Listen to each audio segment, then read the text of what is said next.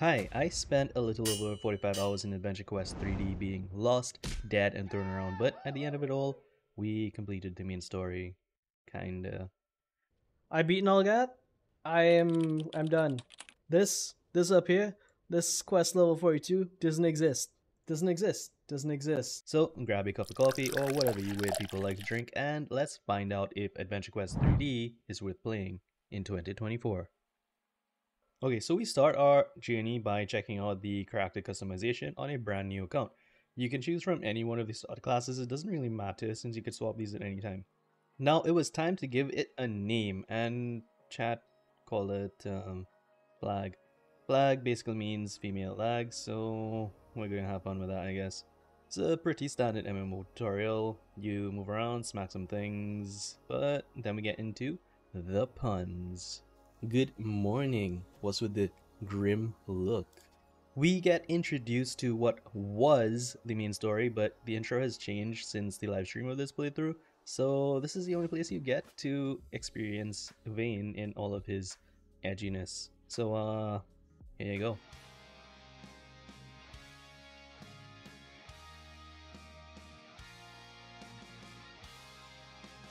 This is like everybody's favorite part. Can we please get that eat back, Artix? Thanks. Okay, so now we're in Dragon Watch, and we interrupt your viewing experience to bring you random moments with lag. Part 1. He's like, yeah, that's the point. Look at his title. He's like, yeah, Guardian High Lord. And you look at the other Guardians and they're on the ground, but he's up. Up. He's up high. Anyway, everything is on fire and the Void Army is invading. You successfully stop it through a series of very heroic acts, and now you have to take an egg to battle on. And we are smacked with our first iteration of the microtransactions of the game. Honestly, it's not too bad. I got the Lost Rider package, and later on I did eventually get Guardian. Did I need it? No. Did it make it easier? Also no. Also, this happened like 5 minutes after I made my first purchase. Is my game dying or is my internet dying? Game server flagging. RIP server. Oh, right. I also decided to emulate the true MMO experience, so all my dialogue scenes went like dragon, dragon, dragon, something, something, important, important, skip, skip, skip, skip. If we take a look at this map that took me about 5 hours to animate, you will see that at this point of the journey I decided to deviate from the main path in order to obtain the most valuable asset that we need, the cat ears, specifically snow cat ears. I spent about 20 minutes grinding that before we moved on to the next main quest area. You've made a grove mistake coming in here. I am the root of all evil. Listen, I'm cringe, okay? I like the lame puns. We sped through the Green God Hotwood Forest and Livingstone Cavern sagas pretty quickly, which would bring us to the end of day 1 at level 10 and about 3 hours on the clock. Day 2 was the most difficult day by far, and that's because Screaming Caverns make me scream. I really dislike Doomwood, but I tried my best to go in with a positive mind, and here is a short montage.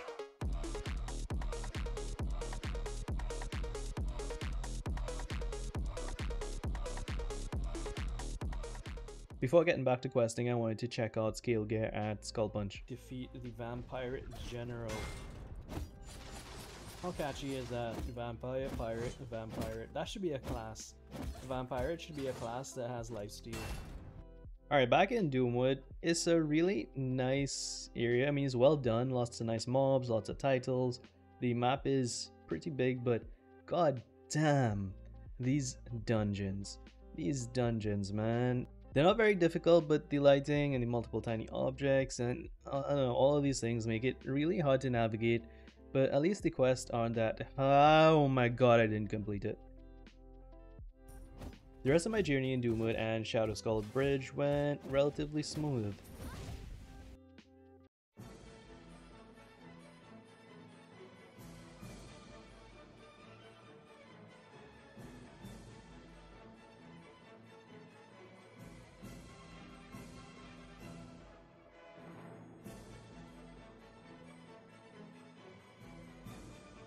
Okay, so maybe that didn't go as smoothly as planned, so I went back to get more scale gear at Skull Punch when I happened upon the realization. It took me about 10 minutes to gear up here, and because that gear was comparatively the same stat-wise to what I was getting in Skull Punch, and much easier to obtain, I now had a very good formula for gaining gear from here on out. It's also a good idea to do Saladin's story bit by bit since you can do it while gearing up to progress through the other areas. Once the Shadow Skull bridge was finally clear, we were on our way to Ashfall, the best saga of the game. I mean, just look at this intro cutscene, man. The Ashfall saga saw really great character building for the NPCs involved in the story in probably the most involved saga until maybe Sansi. During this saga, I decided to make my third purchase of the game and get Samurai because I thought it would help make the grind easier for some reason. Heading back to Ashfall with my new toy, things picked up a bit. I took a short break by heading off to do some side quests to get me leveled up a bit. The first stop was the Underworld where we met this edgelord, the man, the myth, the legend, Dage the Evil. Next up was Isle of the Dead, which is every MMO player's worst nightmare because you had to read books. What? I'm making full use of this sign, okay? So at level 16 we went back to Ashfall to continue the saga. I also finally made a guild with the best name ever to complement my name. The attention to detail in Ashfall is amazing. Like, I won't spoil the story for you, but I will say that it took me about 90 minutes to get the rest of it done. Also, as a direct result of that, here is a snippet of me getting absolutely smacked by non-story Fire Dragon. Oh, jeez, no! Oh. With that out of the way, it was time to start the Lolosia quest line. If this story seems all over the place and my playthrough sequence seems all over the place, that's because it is. Yeah, welcome to AdventureQuest 3D. Lolosia is a saga filled with pirates, ninjas, and when we get to Atlantis, you'll see underwater adventures. You start this area by smacking some pirates, and did that pig just fly? I mean, anyway, you help the pirates as a spy, smack ninjas and some aquatic life forms, and I can't tell you what happened next because I was level locked out of the story yet again, so I made another brief pit stop at Selden to gear up again. Then I proceeded to Darkovia to start that saga and hopefully level up a little bit. For those of you that are new to Adventure Quest IP, Darkovia is like a vampire werewolf Twilight thing that only makes sense if you play through it. So, I mean, yeah. You have vampires, you have werewolves, and you have this edgelord, the Shadow Slayer thingy, and he sends you on a bunch of tasks that you do without question because you are the protagonist of this story after all. After meeting the father of the year, King Dracus, I run around the castle and eventually my progression comes to a halt because my damage output is too low to kill this guy that uses poison. So yeah, back to Lolosia I go. Day 2 ended at level 21 and we have 14 hours on the clock. On day 3, I was intent on finishing Lolosia, or at least, the best I could, right? But you remember how before you were helping the pirates? Well, now you are helping the ninjas. You're their spy and then you fight the Tengu. I was unbelievably happy that I was able to do this on my first try. You guys have absolutely no idea how hard it was for me to do that fight when I first started the game. Tengu was my biggest hurdle. We go visit No-Eyed Willy under the sea, then we smack the sea dragon before heading to Atlantis. Well, I mean, almost. You have to do some prep first. That was kind of annoying. But now that you're in Atlantis, it's time to get lost. Well, I guess we now have the answer as to why they call it the Lost City of Atlantis. It's not that the city itself was lost, it's just that you get lost when you go there. While we were waiting for some of the things to craft, I started the 20th anniversary quests, which were actually kind of fun. Day 3 ended really early because I unfortunately could not kill Blight-Eyed Cassidy solo and I needed to kill her to continue the Atlantis questline. Level 23 with 18 hours on the clock. Things were starting to look a little dicey because my initial goal for this playthrough was to finish at about 40 hours. Day 4 started with the usual bout of daily quests for XP before heading back to Skull Punch to try and fight Blight-Eyed Cassidy. What luck is that? A player. The MMO experience continues. Thankfully, with their help, I was able to get Cassidy from my quest, and I continued in Atlantis. The large barge quest was a little bit confusing because it's been a while since I've done it, and it took me a while to navigate, but we did solo, so yay. Did that guy just spit in my face? Anyway, but Atlantis is done and we get to move on to my favorite saga, Arkengrove. Arkengrove is a really beautiful place filled with wolves, weird creatures, and giving drugs to librarians. Can we edit that part out? Okay, so if I don't use the word edgelord once per saga, then I don't really feel good, so this guy gets that title here. I mean, look at him. I can't believe people thought his name was a reference to an adult website. Can we edit that out too? Anyway, this was pretty cool. I wish they really continued this story somehow because the Orlath stuff was honestly kind of it was so good. Well, now that we've leveled up a bit, it's time to go back to Darkovia and smack that poison guy. I mean, alright, okay, that works, right? So, look, it's Father of the Year again, and that's fall damage. Hey, yo, cute werewolf lady. Alright, some cringe dialogue, and doesn't that just conclude a wonderful... okay. Alright. Okay, so that brings us to the end of day 4 at level 27 with 23 hours on the clock. Day 5 was when I really started to feel the weight of the grind because I was now like 3 levels behind where I needed to continue the main story.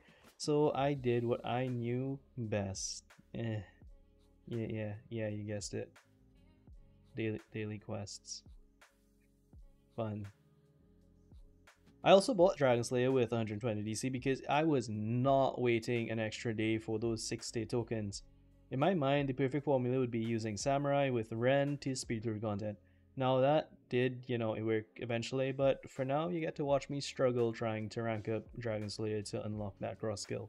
After almost like an hour and a couple XP boosts, I was finally rank 7 and I got bored, so I sold myself on the dream of grinding the rest of the class ranks through actual gameplay. Now we're at level 28, so I continued with the 28th anniversary quest line because I was running out of viable options for easy XP. The 8-bit map was, that was really well done, although it's a bit too bright for my liking. I had to replace my retina like 12 times during that quest line.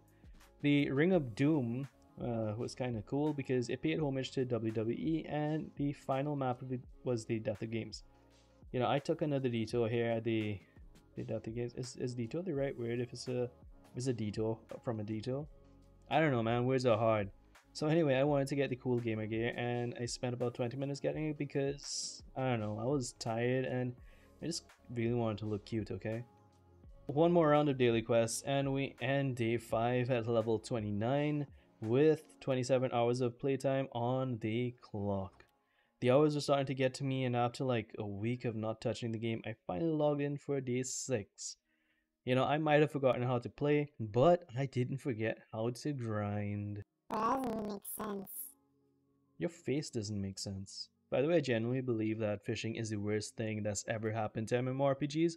Like, why is this a thing? By some miracle, we're now level 30 and I can continue with the Sansi Saga. Where's the map? There we go. Okay, so we smack some rebels, we head into the Aquifer, and cue the cope. The MMO experience continues.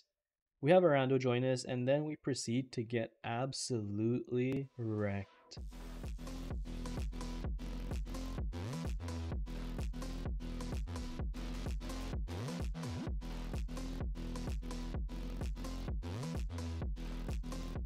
With my mountain of death overcome, I completed the Aquifer successfully, making it painfully aware just how undergeared I am for this part of the story, and I guess we're locked out again. So back to the side quest grind I go, unfortunately. And today we do the Burger Hero, which I haven't even done in my main, so this was an experience and a half. It's insane that these people just allow me to make food and save randos in public with absolutely no certification whatsoever, and I'm 100% here for it. As I like to say, the best food is blended food. So now that we have a new daily and the XP seems to be favorable, my quest to level up and continue the main quest continues. Yeah, that makes sense, I guess. Next up, we took a trip to Edgespire and we played with the Fabric of Time. It took about, like an hour more or less, but we almost level 32. Before going back to Sansi, I continued the Nulgath saga for a little bit in the catacombs because I know that doing all of that in one go, it would probably make me bleed through every orifice of my body.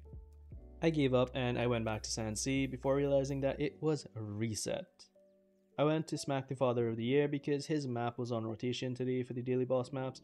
Of course, I had to also do the Burger King, Atlantis, and a few others before... No, don't add the map thing for that. Look, I'm level 33 now, okay? And we're back in Sansi. Please remove. Alright, now we're touching the prickly things in the desert. Can you please rephrase that? No. Haha, it's Rebel Camp time, boys. Time to zoom. Get it? Get it? See what I did there? Finally, we completed the Crocus dungeon, and that brings us to the end of day 6. We're level 33 with 33 hours in the clock. That worked out kind of nice, I think. Yeah. Day 7. Do we really need to do this? At this point, they redid the entire new intro zone, and they added an NPC called Just In Case to all of the main areas, or according to the design notes anyway. This NPC gives gear relevant to the area you're in to help you get through.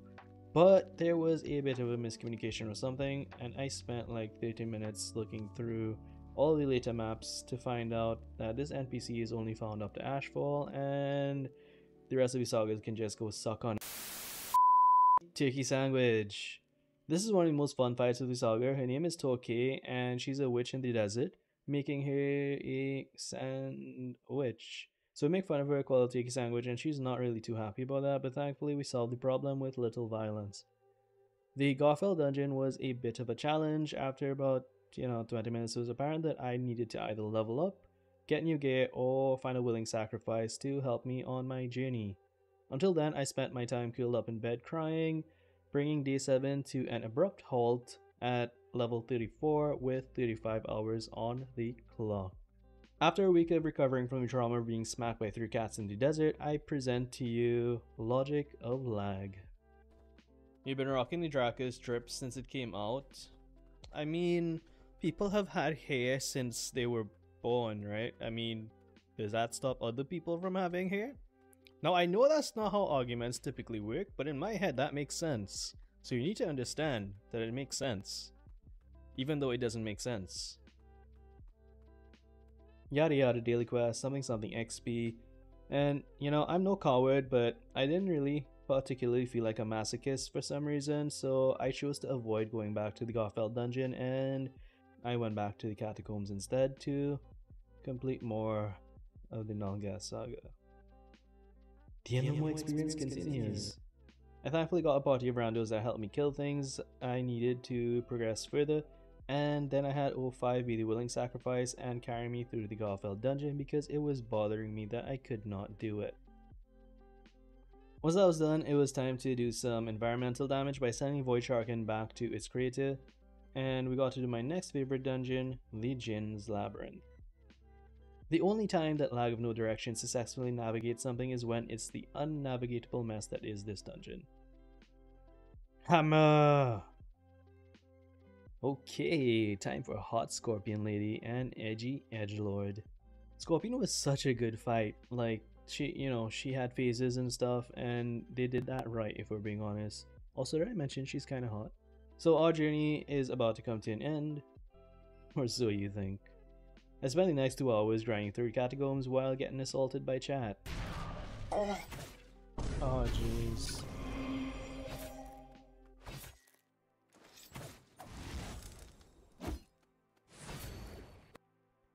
And then we made our way to the wasteland.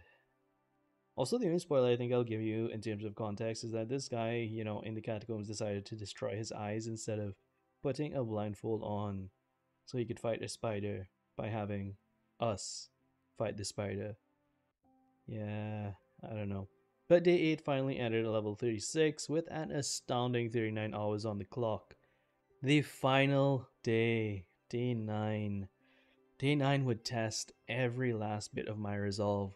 The Nulgath saga is definitely the last channel that got all of the attention, because in terms of questing length, this took me so long to complete, comparatively. Like, if I had to put things into perspective, I think this took me like an additional 6 hours on top of the 2 hours on day 8, and, playing intermittently throughout the entire main story sagas whenever I need to gear up or level up. The wasteland took a very big chunk of my time, and why do these enemies still have pathing issues? Oh my god. Alright, so time for an edgy cutscene with Dage. Now we head into the Oversoul. Okay, so we smack some stuff, then some more stuff, then a very weird out-of-place werewolf and a cat story. I have no idea how that relates to the Nulgas saga at all. And eventually we did make our way to the final part of the saga, the Shadow Dungeon. If it feels like I skipped over that, I'm doing you a favor, okay? There were 4 rooms to unlock here, but at least everything was doable, thanks to Trusty Dusty Samurai. The final fight itself was kind of fun. Thankfully, we had Dage to help us out, because we did, die a couple times. Enjoy a sped up version of the glorious climax.